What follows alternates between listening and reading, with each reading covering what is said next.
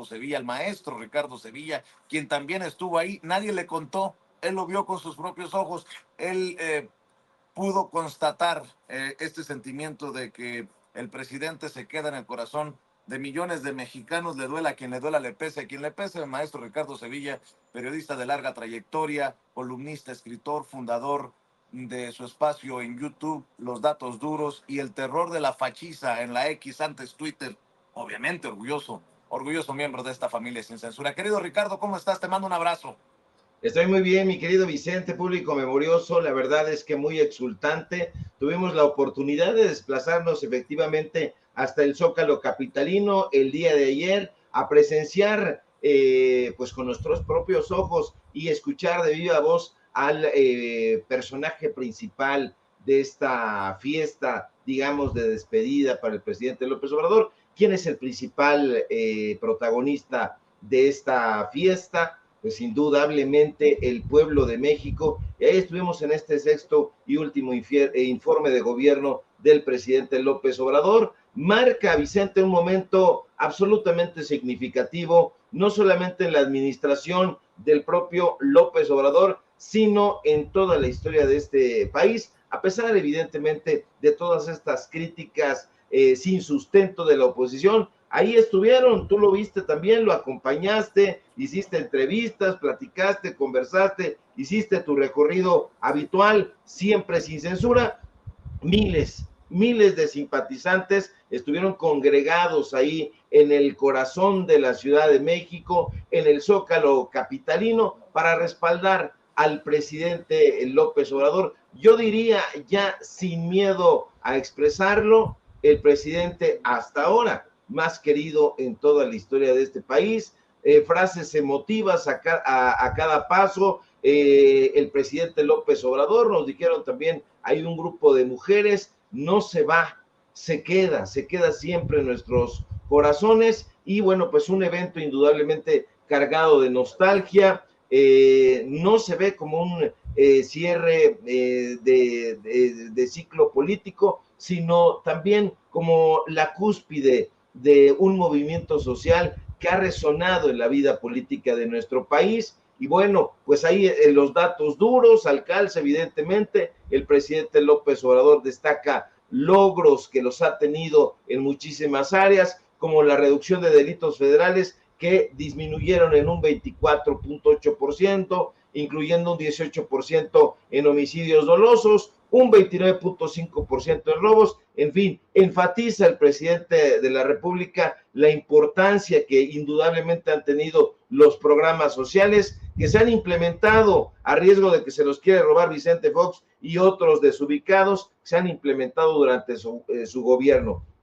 Esto es muy importante resaltarlo, enfatizarlo. ¿Por qué? Porque el presidente López Obrador desde el comienzo de su gestión buscó atender las necesidades de los sectores más vulnerables de la población. Ahí no hubo engaño, siempre se dijo, por eso había un cierto recelo por parte de la llamada clase media, de los aspiracionistas concretamente, porque se dejaban emponzoñar el oído por los comentócratas. Decían, es que no ha volteado a vernos a nosotros, y es que el presidente López Obrador, desde el comienzo de su administración, y diría yo, Vicente, desde antes en la campaña, antes de llegar ahí a Palacio Nacional, dijo, yo voy a buscar atender las necesidades de los sectores más vulnerables de la población, de los que menos tienen, y bueno, se ha logrado con pues con un gran enfoque, la austeridad, el combate a la corrupción,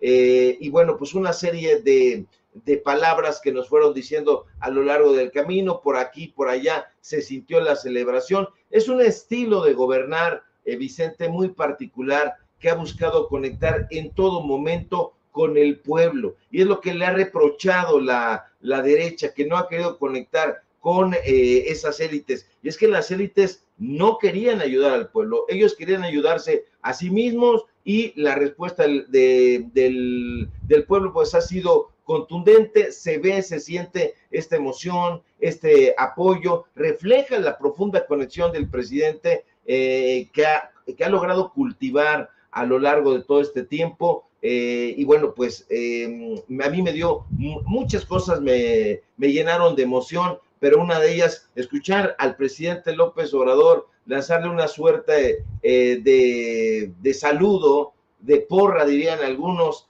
a la próxima presidenta, Claudia Sheinbaum. Presidenta se escuchó por ahí. En fin, no se va el presidente Andrés Manuel López Obrador, Vicente, se queda, deja una profunda huella en el alma, en el corazón del pueblo de México, dirías tú, le pese a quien le pese. Así es, mi querido Ricardo Sevilla. Hago un paréntesis para pedirle a la gente que nos está viendo que no se vayan para ningún lado. En unos minutos se va a enlazar Mike Vigil, exagente de operaciones, perdón, exdirector de operaciones internacionales de la DEA, exagente de la DEA con gran conocimiento en la relación México-Estados Unidos, que nos va a conceder entrevista exclusiva. Y a mediodía, tengo entendido, se enlazará Gerardo Fernández Noroña, el flamante presidente de la mesa directiva del Senado de la República. Mi querido Ricardo, estoy muy preocupado. Ayer salieron a marchar estudiantes muy golpeados por la vida, ¿eh? Yo pensé que los jóvenes eran los que se iban a tomar las calles ahí en el Ángel de la Independencia para protestar contra el intento de reforma al Poder Judicial, pero vi a gente muy golpeada, como arrastrados por terracería. Mira nada más, creo que este se llama Guadalupe y se apellida Acosta Naranjo.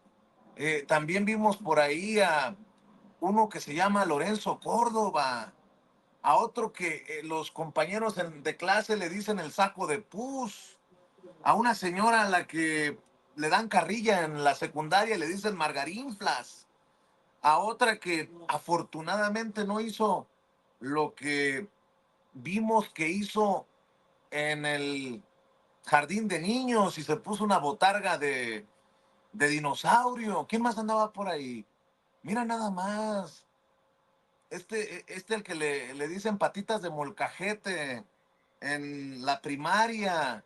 Mi querido Ricardo Sevilla, qué pinche vacilada esto de que los estudiantes solitos salieron a marchar contra la reforma al Poder Judicial. Nótese mi sarcasmo, con mucho respeto para los que sí salen a marchar por convicción. Lo de ayer no fue una marcha de estudiantes, fue otra marcha del PRIAN, salvo que tú tengas otra opinión, Ricardo. No, para nada, aciertas en todo lo que dices, mi querido Vicente. Ahí vemos al Patitas de Molcajete, este personaje que tiene las patas cortas y las ideas cortas también. Desafortunadamente, pues sí, efectivamente hay algunos personajes, algunos alumnos que se dejan manipular, como bien apuntas, dicen tener convicciones, no las tienen. La realidad es que los alumnos, varios, no todos, pero sí una buena cantidad, desafortunadamente, de alumnos de la Facultad de Derecho apoyan a la reforma al Poder Judicial por una sencilla razón, Vicente. Esa facultad está tomada por la derecha, lo hemos documentado una y otra vez, porque a lo largo, ya podríamos decir, de años, sí, de años, por lo menos un par de años, investigando y realizando reportajes sobre las corruptelas de la UNAM, nos hemos acercado, o se han acercado también varios profesores, varios alumnos, personal administrativo de esa facultad, del Instituto de Investigaciones Jurídicas de esa casa de estudios, que van de la mano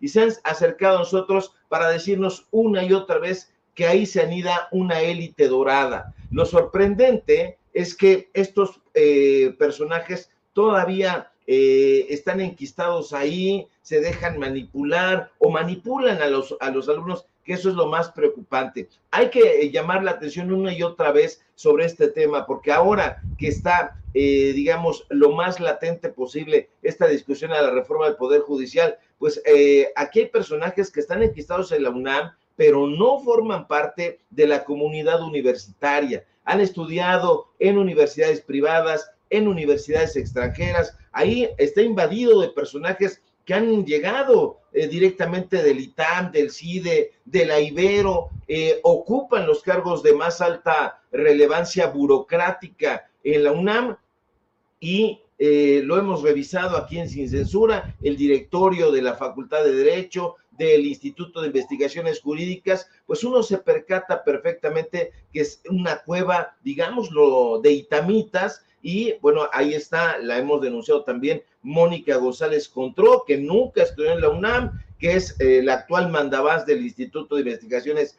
Jurídicas, que en algún momento fue la abogada general de la UNAM en épocas de Enrique Graue, y que tuvo que salir por pies porque pues hubo ahí una muerte justamente en la UNAM, y bueno, es algo que no se quiere recordar. Entonces, mucha gente dice, no, sí son estudiantes, no lo son, desafortunadamente, Vicente, en su mayoría, son estos personajes vinculados a Claudio X González, y hay gente que dice, bueno, efectivamente, Ricardo, la UNAM se derechizó, como tú dices, pues completamente. Vea usted ahí, le digo, los directorios, tanto de la facultad como del Instituto de Investigaciones Jurídicas, y habrá también quien se pregunte, Vicente, oye, pero si un profesor o una profesora tienen inclinaciones de derecha, ¿a poco sí influyen en un alumno? Bueno, a mí la pregunta me parece necia, me parece incluso hasta estúpida, pero la respuesta es categórica. ¿Por qué? Por supuesto que sí influyen, Vicente. Desde luego que la ideología política de la Facultad de Derecho, que es de derecha, influye significativamente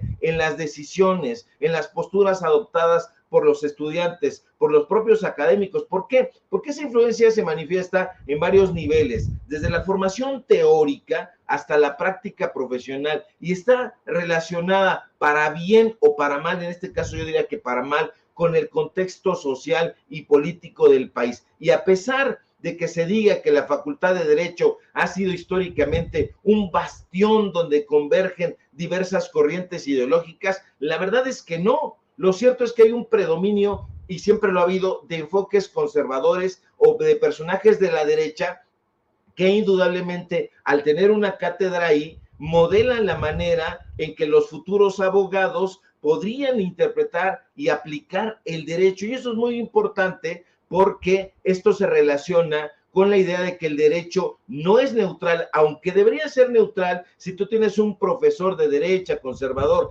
que te está todo el tiempo inoculando una postura, pues evidentemente te vas a ir de ahí impregnado, y poco a poco vas a ir moldeando los intereses personales a los intereses de grupo, en este caso a los intereses de la derecha dominante. En cuanto al tema de los participantes, pues ya lo ve, lo preguntábamos ayer justamente en la red social, ¿son fósiles? Bueno, Fernando Belauzarán sí fue un fósil de la Facultad de Filosofía y Letras, porque siempre está señalando eso, pero son personajes longevos, los mismos de siempre, los políticos ramplones, los comentócratas que intentan verle la cara al pueblo de México, y el pueblo de México ya no se deja ver la cara, el pueblo de México ha cambiado, y eso no lo quieren entender estos pasguatos desbrujulados.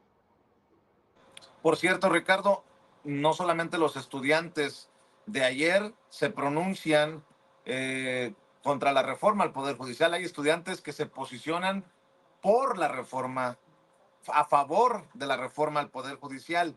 Estudiantes y consejeros de casi todas las universidades públicas del país se han manifestado con este desplegado que le va a presentar el querido don David, que además lo publicó el querido Eric Gutiérrez, fundador y director de Sin Línea MX.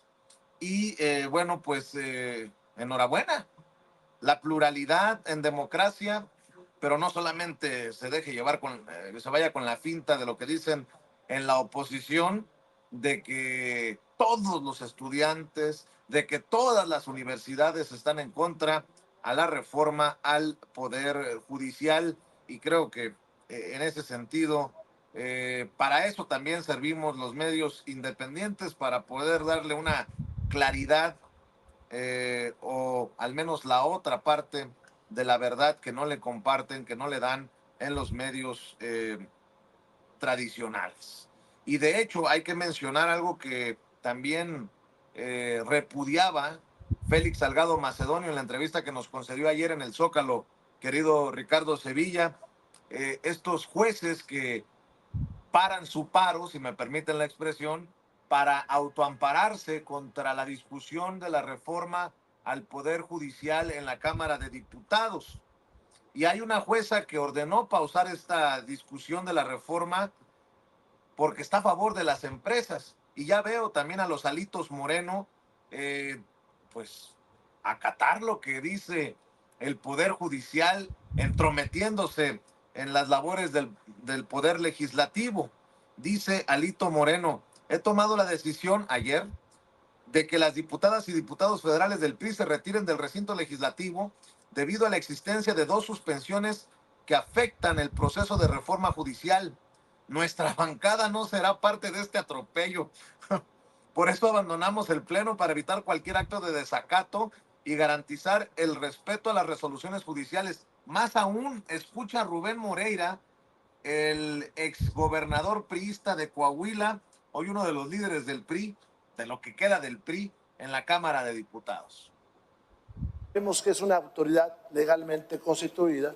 Nosotros creemos que no podemos ir a una sesión de debate del dictamen porque hay 2 suspensiones de 2 jueces. Y por lo tanto, le aviso que nosotros nos vamos a retirar. Al rato hay forma de platicar, va a haber mucho tiempo, no se preocupe, compañera. Por cierto, hombre, al rato, mire, todos somos mexicanos, no somos enemigos. Y si usted cree que somos enemigos, recuerde que no hay enemigo pequeño, ¿de acuerdo? ¡Bravo! Gracias, señor presidente. Nos retiramos de esta sesión porque 2 jueces dijeron que había suspensión con la misma legitimidad que el Tribunal Electoral. Gracias. Después discutimos, no se me aloquen.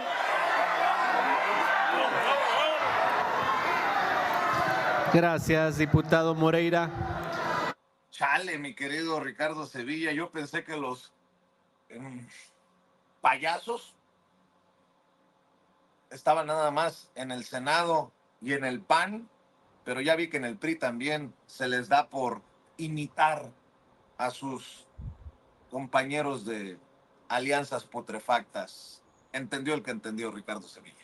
Sí, desafortunadamente es un payaso tétrico, es un payaso siniestro, espeluznante, porque solamente escucharlo decir, he tomado la decisión, o sea, es una decisión unilateral. Este personaje toma la decisión por todos los diputados de la bancada del PRI. Esto es sumamente preocupante, esto tiene que trascender, porque yo no veo de ninguna manera que un solo personaje pueda tomar la decisión por toda una bancada. Entonces no hay independencia, no piensan ellos de manera individual. Es muy preocupante, y todo esto tiene que ver con efectivamente el poder judicial. Este fin de semana, como bien apuntas, intentan madrugar al pueblo de México con esa mala entraña que tienen. Vuelve el Poder Judicial a hacer de las suyas, le ponen un puntapié a la justicia y a la democracia, y como no solo controlan desafortunadamente la Suprema Corte de Justicia de la Nación y el Consejo de la Judicatura Federal, sino también, hay que decirlo, los juzgados de distrito, estos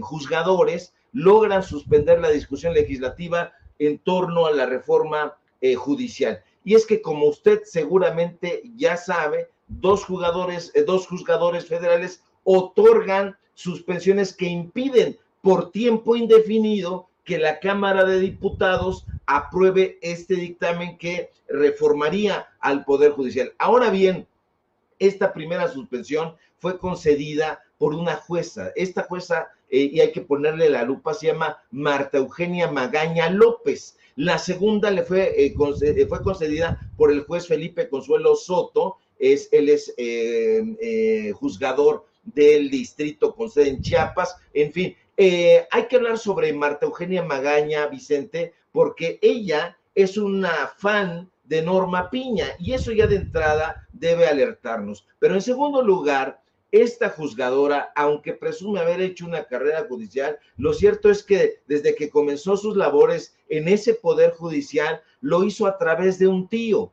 de un tío que trabajaba como secretario en juzgados de distrito. Ella era bailarina de danza y deja el baile para dedicarse a juzgar. Yo no lo digo, lo dice ella misma, y le vamos a presentar rápidamente este audio para que la escuche usted nada más decir lo que le acabo de contar. A ver si me lo puede poner mi querido don David. Bueno, a mí me pasó algo curioso. Yo desde que decidí qué quería estudiar, yo siempre dije que quería ser jueza. No, yo no tuve como otra idea, siempre tenía muy claro lo que quería hacer. Y aquí un poquito va ese tema de, yo tenía en aquel tiempo un tío, hermano de mi mamá, que trabajaba en juzgados de distrito. Y a mí me gustaba mucho verlo llegar con expedientes. Yo platicaba mucho con él y me gustaba mucho la forma en que quizás él se pronunciaba, se dirigía. Y yo decía, yo quiero ser, él era secretario en ese momento, yo decía, yo quiero ser jueza. Entonces fue algo que yo siempre tuve latente, digo, a la par, te soy sincera también, hice deporte, yo era bailarina de danza clásica. Entonces esa era mi lucha entre mis dos, quizás sueños, y en algún momento pues tuve que dejar uno para seguir construyendo el otro, ¿no? Entonces así fue como en mi caso sucedió. Pues así fue en su caso como sucedió, efectivamente, deja la danza, deja el baile y se dedica a juzgar. Está muy bien que ella haya bailado danza clásica. Lo que me parece a mí muy digno de analizar es que Marta Eugenia Magaña López siempre ha estado envuelta en la polémica. No se ha investigado lo suficiente, hay que hacerlo, porque debo contarle a usted que cuando llega a Morelos, esta juzgadora de inmediato se pone al servicio del empresariado, y se lo digo y se lo platico con datos duros. En abril de 2022, no los morenistas, sino los propios panistas, que ahora la apoyan y se desgarran las vestiduras a favor de ella, dijeron que Marta Eugenia Magaña tenía un enorme desconocimiento de la situación económica por la que atravesaba el ayuntamiento de Cuernavaca. Lo dijeron los panistas. Y es que en ese momento, Vicente, la jueza Magaña resolvió favorecer a una empresa llamada PASA. Y es que Marta Eugenia Magaña en ese momento dicta una sentencia para pagar en un plazo no mayor de 48 horas